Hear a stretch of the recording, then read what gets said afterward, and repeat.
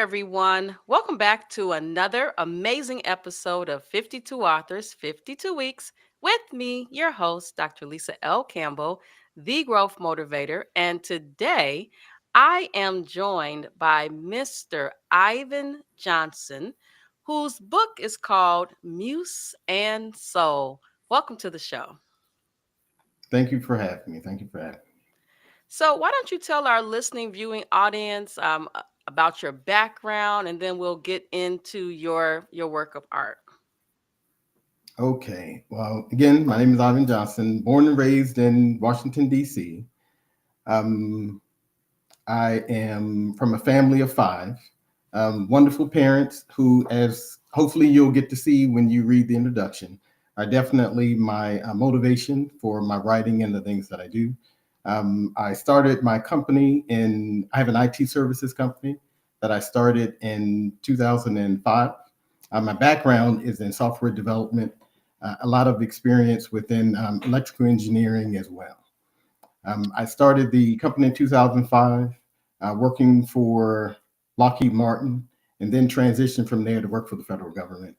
Left the federal government because I wanted to do work in artificial intelligence, but also wanted the opportunity to grow and mature and to get into management positions and such. So that opportunity wasn't there, so I became a government contractor. From there, moved to Fort Belvoir, and had an opportunity to work for one of the three-letter agencies, I won't say which. Then had an opportunity to come back and start my own company. So at that time, I was married, had a long conversation with the panicking ex-wife who was worried about, are we going to be able to make ends meet and so on and so forth. Luckily, I had a real estate business as well. So we had recently sold a piece of property, so I divested from there, utilized that money to get the IT business started. From there, been working for the company for a little over 20 years. I've always had a passion for poetry and for music. So I finally decided, you know what? I'm going to stop putting limits on myself, having fear, wondering what people are going to think, and just go ahead and step out on faith. So that's my Wow. story. Wow, you said so much. So there's a couple of things. Being an entrepreneur is definitely scary for spouses. They are either in or they're out, literally. Right. And Yes. I remember when I was like juggling working for a university full time, running my business, which I had a commercial office space. And I kept like having these breakdowns from trying to juggle both. And my husband was Yes. like, well, first of all, the job was really not allowing me to be authentically Lisa, right? Yes. Um, Yes. I felt like many of the leaders were intimidated by my drive, my God given Mm-hmm. talents. And Mm-hmm. one day I woke up after turning 50 and was like, you know what?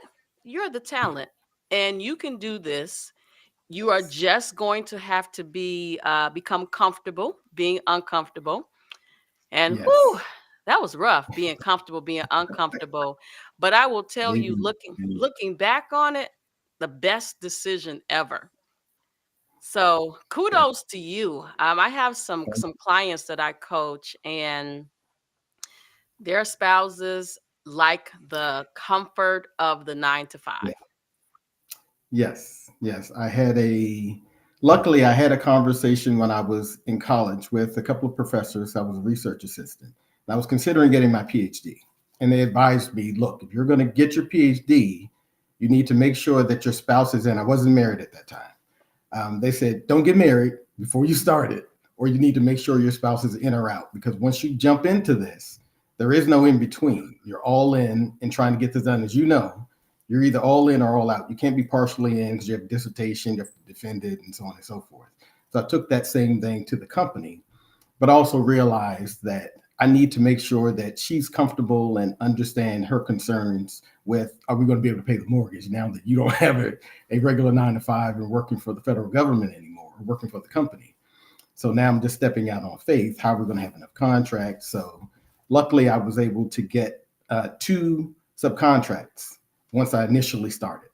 And initially, that all came from relationships. So that gave her a little bit of peace of mind that we wouldn't immediately have to find a new place, but that everything worked out from there. Everything worked out from there. I love it. I remember my graphic designer who has been designing my website since 2009. He talked about how when he first started his business, that his wife was very uneasy. But you fast forward to today, they survived it. They have a very comfortable life because he gets to do websites and designs for large companies. And just like me, just like you, he realized, we got the goods and we just need to give up a few things. Now, for me, is this thing going? For me, as a woman, it was like the shopping, right? Yeah, I had to give up because I had my business and I was working full yeah, time, so I had yeah, lots of disposable income. So I was going and buying things, and yes, when I reflect on those things, um, those are things not necessarily that I needed, but things that I true, wanted. And I think very true. oftentimes it says that we have some type of status, but there really are things, and a peace of mind is better than Yeah, a thing every day.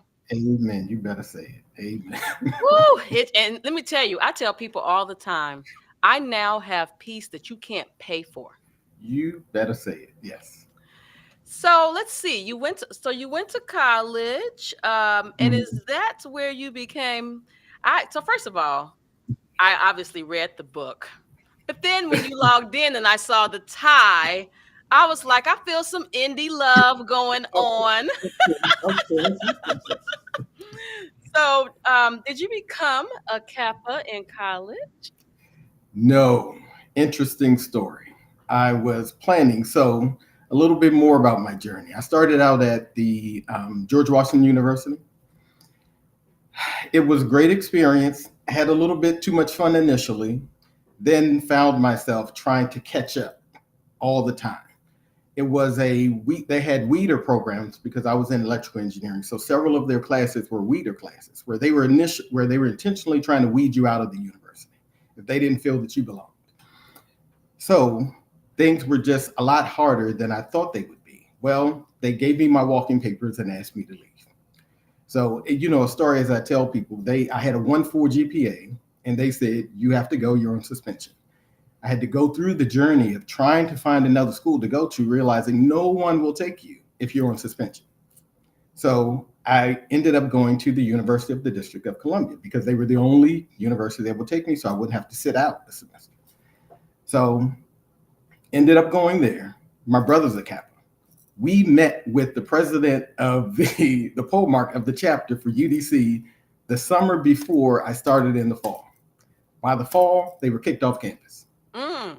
I looked around and said, "What in the world happened?" I just literally talked to the guy. Nope, they were kicked off campus. I heard a few stories. I ended up joining an honor fraternity that next year, and then became a Kappa through a graduate chapter in 2015. So Okay. I'm still young in the bond, young in Greek life, but quickly went from there to being the secretary, the treasurer, and then became the first vice in Hallmark for 3 years through COVID. So that was a bit of a challenge as well. Wow. So you're one of those leaders who you're just always all in, right? Yes, I love the challenge of leadership. I also became a Mason through a friend of mine who's a Q, and I ended up becoming the worshipful master leader of my lodge. I love the challenge of trying to encourage people to see things that we can do as an organization, as a people, that you never thought we could do. So, in looking at how, if we collectively put our efforts together, can we achieve the support that we're trying to provide to our community, whether that's scholarships or events or what have you. So, I love that challenge. And that's part of why I started the companies. I wanted the challenge of doing this myself. Not that I thought I was smarter than everyone. It's just I felt like you said, you know what, I can do this. So let me step out on faith, and I'm gonna make this happen. I love it. Well, let me just tell you about me. I'm definitely a leader, an innovator, but I do not have to be in a position. Mhm. I am okay with just sitting back observing, Yep. because you really can learn a lot Yes. from sitting back and observing. And I've even done that with my professional organization for the state. For Mhm. years, they were like, "Don't you want to run for president?" And I was like, "No." And then finally, I did. Mhm. And let's just say I'm wrapping up the last June 30th will be Awesome. the end. I'm currently in the past president Okay. state. It's a 3-year situation. And I really just want my professional independence. And I Yes. don't want there to be any perceptions of conflicts of interest. Yes. And Yes. so I like to just be in my little secret place doing me. Come out when I need to come out. Now, if somebody asks me to do something, Yeah. and I'm comfortable with doing it, I'm definitely all in. Awesome. Awesome. Awesome. Awesome. So let's talk about the writing of this book of poems. So in the introduction, you talk about how you loved creating things, solving problems. Clearly, if you went from engineering, you definitely love to Yes. solve problems. I'm in healthcare, and we solve problems, but not as complex as the problems that you solve in your industry. But you also talk about you are a hopeless romantic. So I have to know. I don't want to really get in your business too much, but did you get remarried? No, I did not get remarried, but coincidentally, my girlfriend is a member of Sigma Gamma Rho. Oh, Yes, she is. So, well, well, that's the right choice. I I believe. know, right? So yes, no, we have had those conversations, but we're in a great space where we've both been divorced. We've had those real conversations about how can we move from being friends to make sure we're incorporating friendship, being lovers, and being partners, and understanding what those things mean. So I'm a big proponent of those are my three key things within relationships now. And from going to therapy and having different conversations, come to really understand you really need to make sure that someone is your friend. And because if you're not my friend and I can't see you the same way that I see my best friend, you can't have those same conversations. Then when we get into those tough places, we're going to have challenges. That should then migrate into us being lovers where, we get to cuddle on the couch or do those kind of things and you care about me sentimentally. But that then hopefully all flows into being life partners. And for me, that's an analogy to two companies merging together or partnering together. In order for us to really partner together, we both have to have something that we're bringing to the table. We don't need to be doing the same thing. Like you're in healthcare, I'm in engineering. We just need to make sure that we're both moving in the same direction as it relates to those things that we have to have in our lives. So we've defined what are your must-haves, what are your needs versus your wants. And as long as that and our relationship with God and our spirituality and understanding that those are key things as we continue to move forward, that we don't need to financially be in the same place. We don't need to emotionally be in the same place. If you're working on therapy, I'm not in therapy, but I've been there. As long as we're moving forward, as long as we have those real conversations around finance and things like that, I think the relationship will work fine. I love it. And I think it's so important to know yourself and heal from your past. Yes, yes. And what's interesting is that my husband and I actually met in high school, Awesome. um, 1987. Well, he Awesome. will say 86. I don't remember that. But um, we, after freshman year, went our separate ways Mhm. and reconnected in 2008. Awesome. And, he made you talk about you are a hopeless romantic. He's a quiet guy, Mhm. but he talks about that he has always loved me. Oh, And you don't really know how much someone loves you until you experience something traumatic. And so yeah, last year, I fell and fractured my ankle and had to have surgery. And when I tell you, he took care of me. that is So awesome. if I didn't know it then, You know before, that I was clear. that is So awesome. let's get into the book. And are you gonna tell them who Marcel is? Because I I, listen, listening viewing audience. At the end of each chapter, it says by Marcel, and Right. I'm like, you read the introduction to this book. Who is Marcel? So I think you have to tell them just maybe a little, and then they can find out from their own for their own. Yes. So Marcel is my middle name, and my father named me Marcel. It's actually an acronym, and he named me after those people in his family that he really loved. So he wanted to make sure that a part of them lived on in me. So that's where my middle name comes from. So I wanted to use that as an opportunity to do the same through all of the books that I'm writing. That I will write the books under the name Marcel. I love it. I have a friend. She's a Zeta, um, but I love her nonetheless. She has a book that she has fully written, but she doesn't want to release it because there are some things in it that may be hurtful to her mom, Okay. as well as the perpetrator Hmm. when she was younger. And I was like, well, why don't you write it under a different name? But then, so I think she's gonna wait. And I recently read a book by Stephen A. Oh, And he actually waited for his mom to die before he oh, dropped his book as well. oh, wow. So I get it. Oh, wow. So I have to ask this question because I am not a poet. How does one just begin to start the process of writing a poem?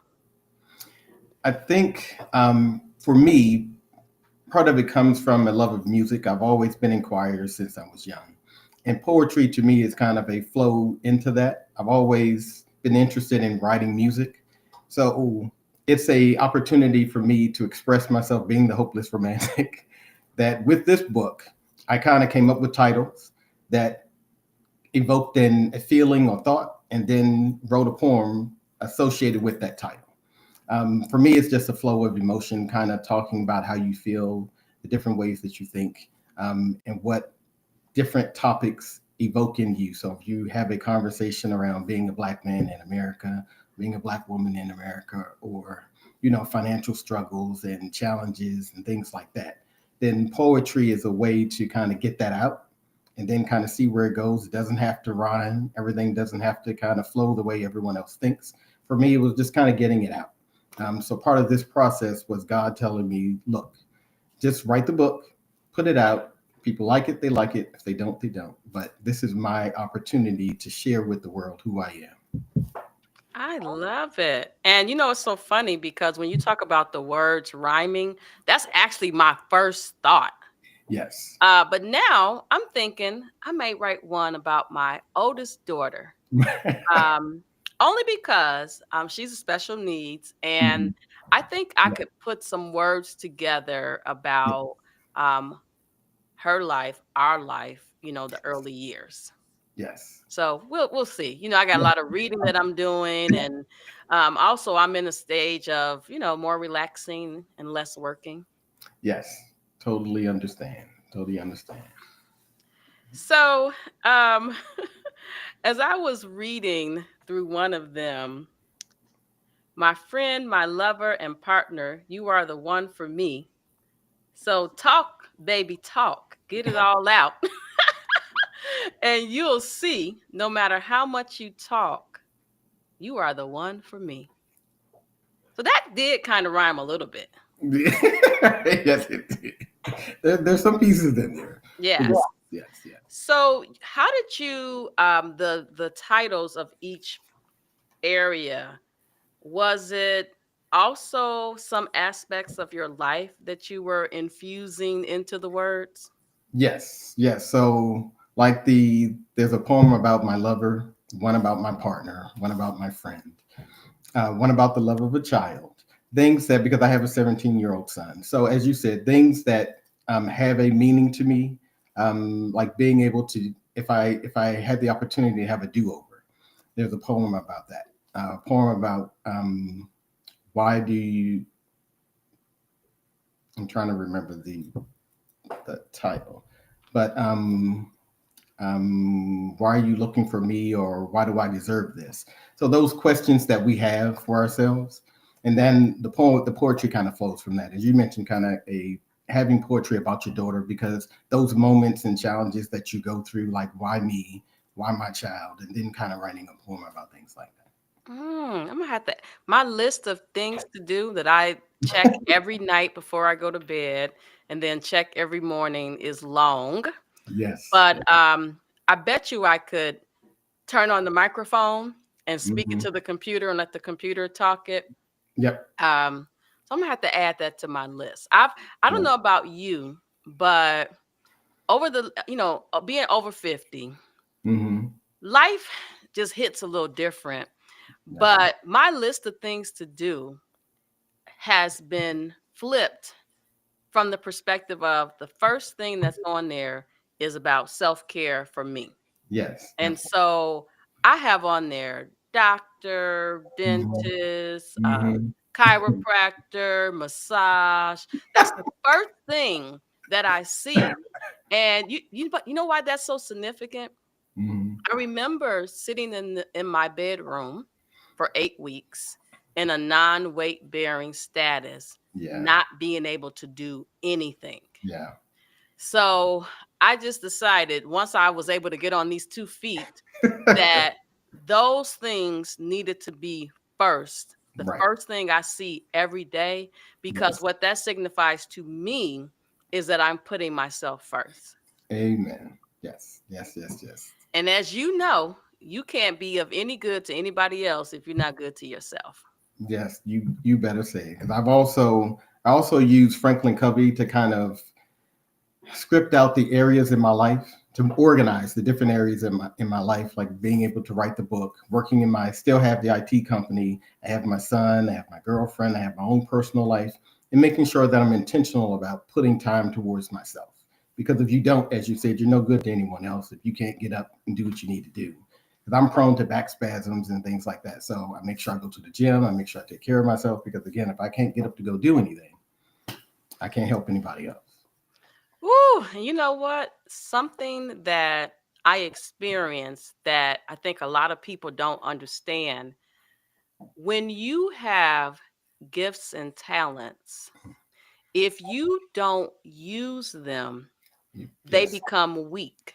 And Yes. I equate that to when I was hopping on one leg, trying to get around, Hmm. and then going through the physical therapy process. In my head, I'm like, you early 50s. Right. So you should be able to bounce back. Right. But Right. when I tell you that weakness is real, and I Yes. mean honestly, I'm still bouncing back. So I'm Mhm. in aqua therapy, and then outside of going to aqua therapy, I just go and walk in the pool. Right. And the first day that I was actually able to go in the pool, tears started coming down my eyes Oh, because we just take so much for granted. you, you And when I was in that bedroom, I was like, you know what? you better say it. Everything that you want to do, Yes. you are going to do it. Yes. Point blank, period. Yes. Yes. Yes. Yes. Yes. It's unfortunate that we have to get to places where we hit rock bottom. Something traumatic happened, to either us or someone in our family or the person that you love, that you finally realize, look, I have nowhere else to go but up. So the only thing I can do is move forward. I talk with my son about this all the time, that all you can control when you play basketball, all you can control is what you can control. Go out, do the best you can, turn the rest over to God, and you can't worry about it. Because guess what? It's not going to fix anything. It's not going to help you win the game. It's just going to make it worse if you focusing on all the ways that you can mess things up. But all you can do is the best you can do and move forward. Make sure you're taking care of yourself, making sure you're doing what you need to do. But all you can do is do the best you can do. Yeah. And I don't know if he watches football, but this past football season, those young quarterbacks really, oh my gosh. I mean, first of all, um, just watching, so wait a minute, are you a Commanders fan? Yes. Okay, so Jaden, oh my God, I feel like he's my son because he was so calm in the pocket. I mean, Yes, I'm just like he- very calm, right? So watching him, watching Lamar Jackson, now RQB, mhm. year And two is gonna be yeah, his year. Yes, it's gonna Caleb, be his year. Me too. year two is gonna be his year, right? I'm born and raised in Chicago, so I Um, am I am team Chicago Bears until I die. But my understand? point is, if he could just look at how they were handling themselves emotionally. Yeah, Now, there also was some examples this past season of some things not to do, like amen. that Commanders game where you guys had the Hail Yeah. Mary and our play was down at the end. Right, it's not over till it's over. But and somebody was like, "Are you really into that football?" Listen, Yes. I love the game. I like to joke and say we won our first game, and I immediately was on injured reserve because that's when I fell. Regular season game. Oh, But you can learn a lot yes. from sports from the perspective Yes, you can. of, ooh, how far we've come. Because remember, some people thought Yes. blacks could not be quarterbacks because we didn't Yes. have the mental Yes. capacity. But just watching the process of what they have to do to execute their craft, but Yes. also realizing that one injury could end their whole career. And they're like 21. Yes. Yes. So many life lessons. I try to get lessons out of everything I'm involved in because there's always something to learn. Amen. Amen. And that's why I like sports and don't mind my son playing because it's a lot of what they learn in sports translates to life. Being able to work with the team, being able to being in stressful environments and realizing like Jaden, all you can do is the best you can do. If you worry about the rest, it's just going to make things worse. So everything translates into life and the decisions that you make. Because we just had a conversation in the car coming home that your life is defined by the decisions that you make. If you make a decision and say, "I didn't do anything in the game, I didn't really help," guess what you got? Guess what you can do the next game? Make a different decision. So don't complain about the decision that you made. Your decision you made was the decision that you made based on the circumstances that were there. Next game, make a different decision. So it's a great Absolutely. opportunity in parallel for life. And as we continue to move forward, yes, definitely love sport. Absolutely. So I want to know, would you like to read something from from your voice? Because I can read it from my voice, but I'm not the author. Let me. I personally like the one about what is love, just Ah, because I think that people don't really know what love is. To experience love, to be loved, and mhm. all the people who we love. Very true. So there's one that I like because I kind of have this. I came up with this theory that I don't love you, and it doesn't mean I don't love that person, but what it really means to me is I don't love you, I love God. Because when I see you, the reason I chose you is because I can see God in you. So me saying I love you is also me saying that I love God. So not necessarily again saying that I don't love the person, but saying I love God and I see the God in you, and that's what and because I love Him and I have my relationship with Him, that helps me to love you more. So I will read I don't love you. It says it took me a while for me to get here, to understand why. Why, when we endeavor to love, we often don't really know why. What's your real reason? What boxes do they check? Did you really take the time to see what really comes next? It was always there. You just didn't understand why. Why I can't choose you, and I know why. Because if I love you, I only see what I see. When what I really need to see is how He's guiding me. What does He tell me about you? What do I see in Him in you? If I close my eyes, what do I hear and feel? If I close my eyes, what do I smell and taste? Do you intertwine with Him? Does your heart speak His words? If my love is his and yours is his too, then it only makes sense that I cannot first love you. I love it. I love it. So, in our pre-show notes, one of the things you talked about, which I believe is kind of the overarching theme of the book, is about releasing fear, overcoming limits, and submitting to God's plan for your life. And I personally know now more than ever that I am in alignment with my purpose. Amen. And it took me a minute to get there because Mhm. I had a perception of what my assignment was. Yeah. And so, sometimes God just lets us do us Yeah. until we, get in alignment. Yes. Yes. Yes. Yes. Yes. So, you got this book out. What's next? What does the future hold? So I actually have like three other books that I'm interested in writing. I'll give you the title for one. It's called 1630. The premise behind it is if you were able to convey to someone who's 30 years old what you learned at 60 or being married for 60 years, would they be able to receive it and just move forward? Or do they need to go through those different stages and trials in life themselves versus I told you everything you needed to know, just walk the path. So that's kind of the that's the premise behind it. And part so the plan is to kind of do surveys and talking to different folks. And actually, my publicist is interested in working with me on that as well, given her background. So I'm really interested in that question of wondering if I could give you everything you needed now, how receptive would you have been in getting that at 30 years old, at 25 years old? Would you have listened, or do you need to put your hand in the fire? Because some people need to put their hand in the fire regardless, no matter how many times you tell them. And having a kid, a teenager, an adult kid, we understand.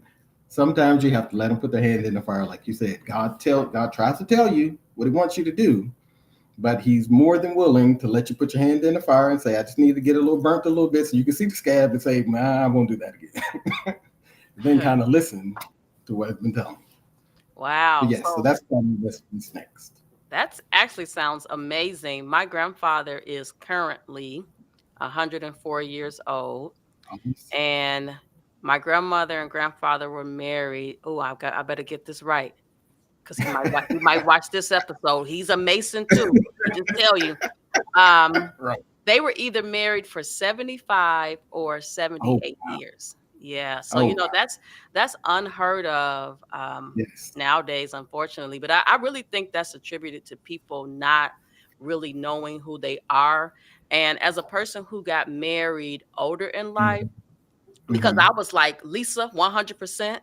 It was difficult to, join together. I mean, because I was Oh so my goodness. used to being Yes. independent, but also anytime something broke in my house, I'd call my daddy. So I remember like I don't know if it was like the first couple of weeks of marriage, Oh something my was goodness. broke in the house, and my daddy said just as calmly, "Well, what does Paul say?"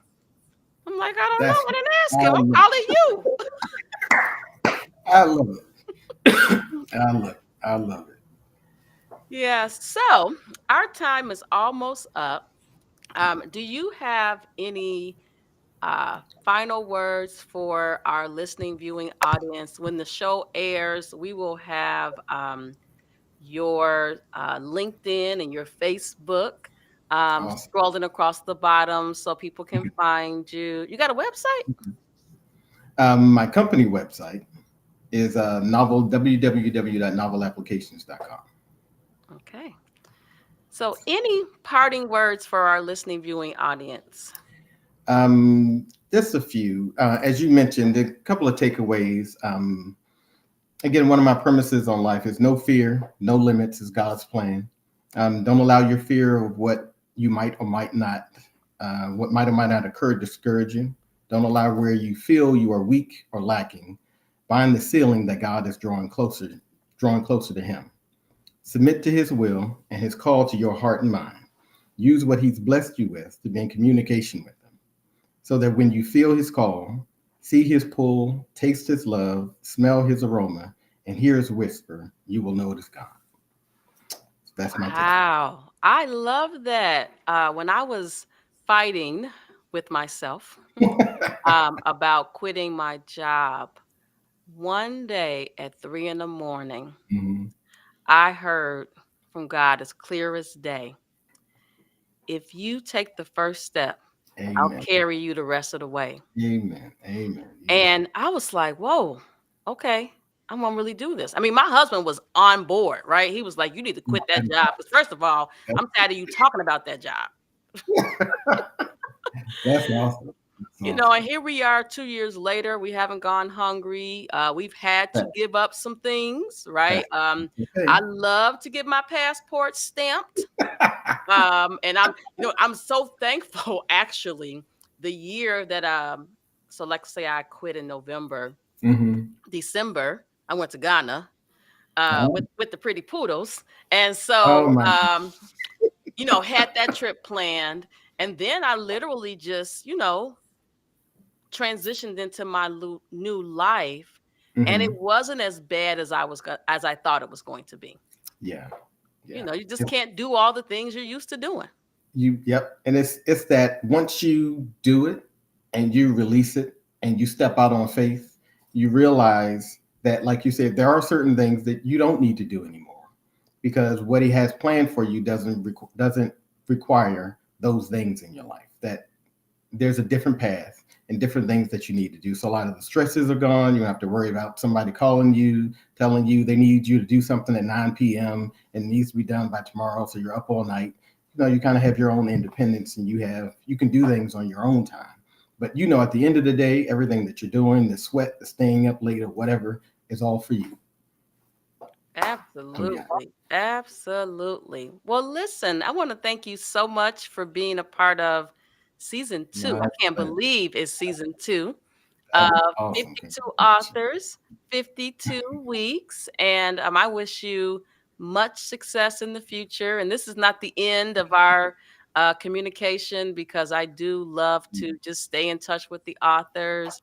Um, even though Definitely. I'm not getting that passport stamped, I am getting on the plane and taking a few trips. In fact, I'm going to be in That's DC not too very bad. soon. All right, all right, all right. So it's going to be cold there, but Hey, hey, that's that yeah, global warming. I guess that's what they're it saying is. is why it's It so is. cold everywhere. It is. So, It is. all right. Well, listen, everyone. This has been another amazing episode of 52 Authors, 52 Weeks. We'll see you next week.